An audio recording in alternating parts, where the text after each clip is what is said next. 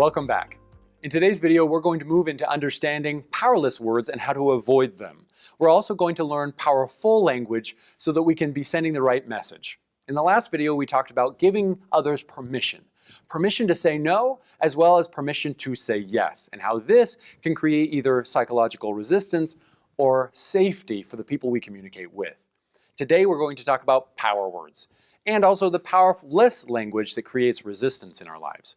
And I'd like to introduce this with a term I refer to as marshmallow words. Now, marshmallows, it's kind of like there's no real substance to them, there's not a lot of energy to them, there's no real value to them, more importantly.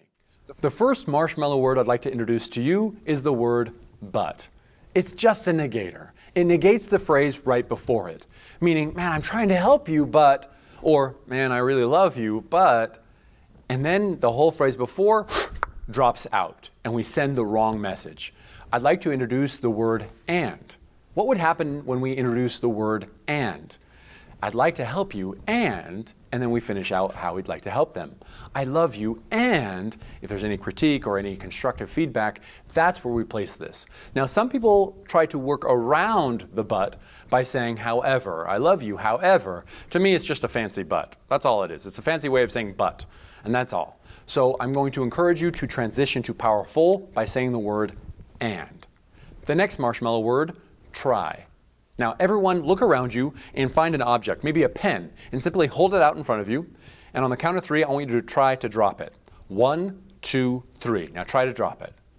Don't drop it. I said try to drop it. Try really doesn't have much action to it.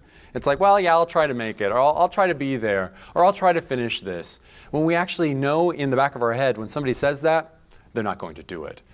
How often do we ask people to try to do X? When really we want them to do, and then they don't follow through, and we've been sending the wrong message the whole time. This reminds me of a powerful phrase in pop culture from Yoda: do or do not, there is no try. Replace that word try with do. This creates a lot more safety, a lot more comfort, a direct language path that helps guarantee the results. The next marshmallow word I'd like to introduce is the word should. Man, you should have had your order on time. You should do this, or you should do that.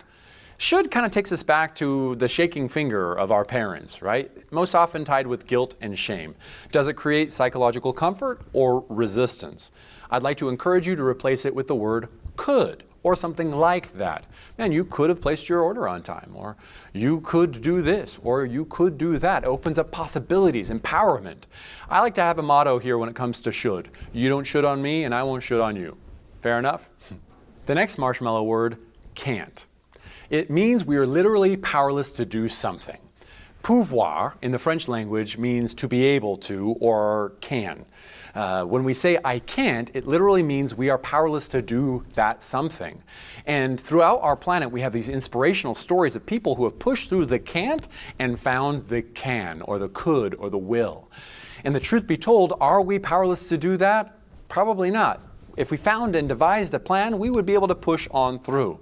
And so when we say, well, I can't come to that party, or no, I can't do this, it's not that we can't do it, it's just that we won't say won't.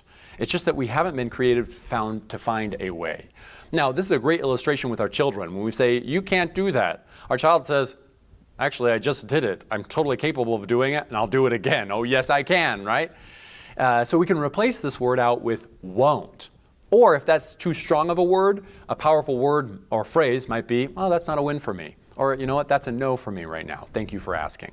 The last marshmallow word I'd like to talk about in this video is have to. Man, I have to go to work. I have to provide for my family. I have to get a paycheck. I have to change the diaper. Does that create psychological comfort or resistance?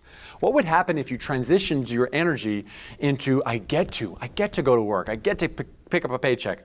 I get to take care of my family. Psychological comfort or resistance? To me, it's a lot more about empowerment. Now, look at your language this week and pay attention to when you and other people use some of those marshmallow words. Pay attention to the energy, and in the next video, we're going to talk about fact language, future language, a few more marshmallow words, and how to adopt more power phrases in our life. We'll see you there.